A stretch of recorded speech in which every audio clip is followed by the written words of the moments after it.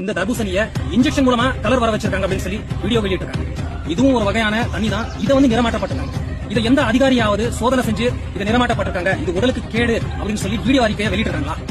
கடைசியா விவசாயிங்க வயிற்றுல தான் அடிக்கிறாங்க. இதனால வந்து ஆயிரக்கணக்கான ஏக்கர் தர்பூசணி சாகுபடி செஞ்ச விவசாயிகள் வந்து பெரிதளவுல பாதிப்படைச்சிருக்காங்க. இப்ப நீங்க பாக்குறது நிறமூட்டப்பட்ட செயற்கை முறையில உருவாக்கப்பட்ட குளிர்பானங்கள். அடுத்ததா நம்ம விவசாயிகள் விளைஞ்ச தர்பூசணி. உணவுத்துறை பாதுகாப்பு அதிகாரிகள் வந்து தர்பூசணி வந்து சோதனை செஞ்சு இன்ஜெக்ஷன் மூலமா தர்பூசணிக்கு வந்து கலர் கொடுக்குறாங்க. ரெட் கலரா மாறதுக்காக ஊசி மூலமா வந்து அவங்க வந்து கலர் நிறமாட்டப்படுறாங்க அப்படின்னு சொல்லியிருந்தாங்க. நம்ம விவசாயிகள் சார்பா ஒரு தெளிவான விளக்கத்தை கொடுக்கத்தான் இந்த பதிவை நாங்க பதிவு செய்யறோம். இப்போ வந்து நம்ம தர்பூசணியை நம்ம கட் செய்ய போறோம். இதோட நிறம் ரெட் கலர் எப்படிங்கிறதையும் இந்த செயற்கை முறையில் உருவாக்கப்பட்ட குளிர்பானத்தோட நிறங்கள் எப்படிங்கிறத ஒரு தெளிவான விளக்கம் பாருங்க. இயற்கையான நிறத்தை நம்ம காட்ட போறோம்.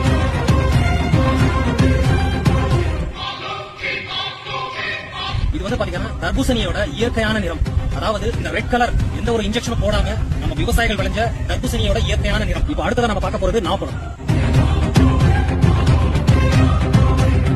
அதாவது பாத்தீங்கன்னா நாவப்பழத்தோட இயற்கையான நிறம். ஒவ்வொரு பழத்துக்கும் ஒவ்வொரு நிறம் இருக்கு. இப்ப அடுத்ததா நம்ம பார்க்க போறது செயற்கை முறையில உருவாக்கப்பட்ட குளிர்பானங்கள், செயற்கை முறையில நிறமூட்டப்பட்ட குளிர்பானங்கள். இதை பாருங்க.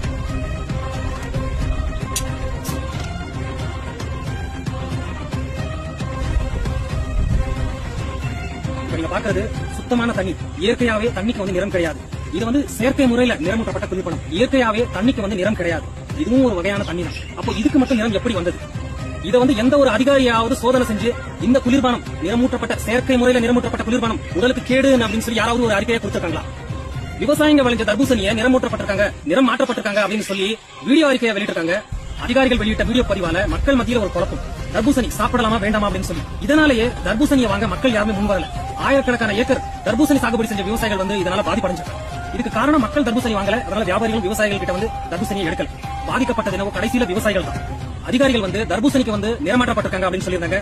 பொதுவாகவே பாத்தீங்கன்னா தண்ணிக்கு வந்து எந்த ஒரு நிறமும் கிடையாது. சுத்தமான தண்ணி. இப்போ இதுவும் ஒரு வகையான தண்ணி தான். இப்போ இதுக்கு நிறமாட்டப்பட்டிருக்காங்க. இதை எந்த ஒரு அதிகாரியாவது சோதனை செஞ்சு இது உடலுக்கு கேடு அப்படின்னு சொல்லி அறிக்கையை வீடியோவை வெளியிட்டிருக்காங்களா? கடைசியா அங்க சுத்தி இங்க சுத்தி பாத்தீங்கன்னா விவசாயிங்க வயிற்றுல தான் அடிக்கிறாங்க. தர்பூசணி வந்து விவசாயி கிட்ட இருந்து தோட்டத்துல அறுவடை செஞ்சு வர்றதுக்கு 4 நாள் 5 நாள் ஆகும். அதுக்கப்புறமா தர்பூசணி ஒரு ஊசியோ ஒரு குச்சி எடுத்து குத்துனா 3 நாள் அதுவாவே கெட்டுரும். இது வந்து விவசாயிகளோ வியாபாரிகளோ யாரும் செய்ய வாய்ப்பில்லை. அதனால ஏதோ ஒரு இடத்துல யாரோ ஒருத்தர் செஞ்ச தவறால இப்ப மொத்த பேரும் பாதிப்படைஞ்சிருக்காங்க. இதுல முழுக்க விவசாயிகள் வந்து பெரிதளவுல பாதிப்படைஞ்சிருக்காங்க. இப்ப தர்பூசணி 1 கிலோ 3 ரூபாய் 4 ரூபாய்க்கு எடுக்க ஆளல விவசாயிங்க கிட்ட. உண்மைத்தன்மையை ஆராயாம அதிகாரிகள் வெளியிட்ட வீடியோவால விவசாயிகளோட வாழ்வாதாரம் வந்து பெரிதளவுல பாதிப்படைஞ்சிருக்கு. இப்போ அந்த அதிகாரிகளை நம்ம தமிழக விவசாயிகள் பாதுகாப்பு சங்கம் சார்பா நாங்க வன்மையா கண்டிக்கிறோம். இப்போ இந்த செயற்கை முறையில் நிறமூட்டப்பட்ட செயற்கை முறையில் உருவாக்கப்பட்ட இந்த குளிர்பானங்களுக்கு யார் நடவடிக்கை எடுப்பாங்க? இதை பத்தின உங்களோட கருத்தை கமெண்ட் பாக்ஸ்ல தெரிவிங்க. மறக்காம இந்த வீடியோவை ஷேர் பண்ணுங்க.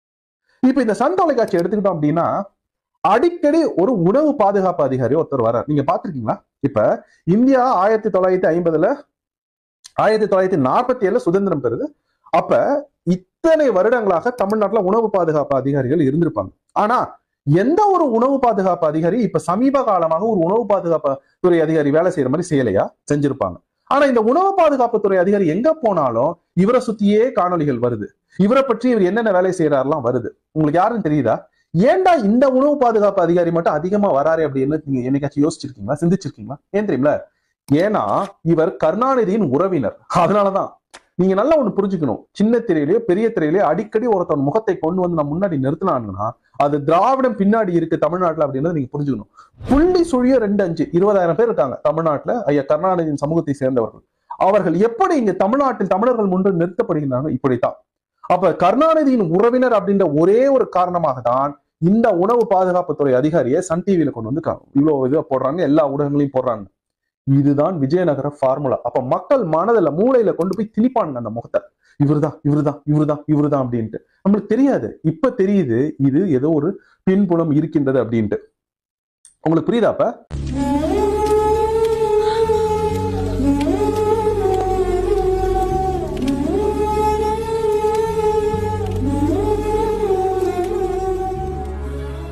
துணியே வெள்ளை துணி ஐயா.